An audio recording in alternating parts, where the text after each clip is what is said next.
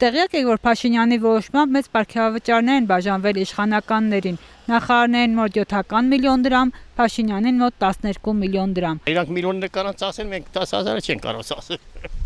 Մակարդակ է պետք դրա համար, որ ասենք ինքը հասկանա ինչ է ասում, ինչի համար է ասում։ Ոչ թե 3 միլիոնով բաները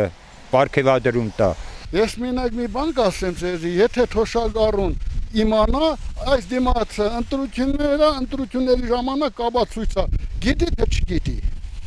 Մեր փողը չի հերիքում, մի իզուր խոսրեք։ Պետք է ձեռարելու բանը 10,000 ինչ է թոշակառուն ավելացնում։ Իրանք պարգևաճարները չեն տանելու հետները։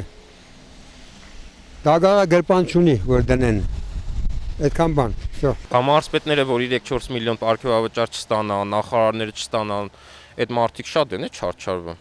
Այդ մարդիկ ընտանիք են պահում, ժողովրդի մնացած մասը երևի ընտանիք չի պահում։ Նրանք պետք է այդ պարգևավճարները ստանան, թոշակառուն պետք է նորմալ թոշակ չստանա։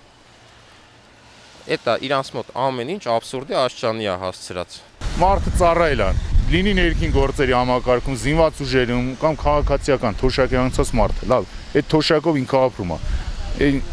Ինչի՞ մա պարտադիր, որ ասենք թոշակ ինքը դրանով առևտուր անի։ Ինչի՞ մա, հա, քարտով առևտուր անել էլի զարգացում է, լավ է, բայց պարտադրած ասեն, ենթադրենք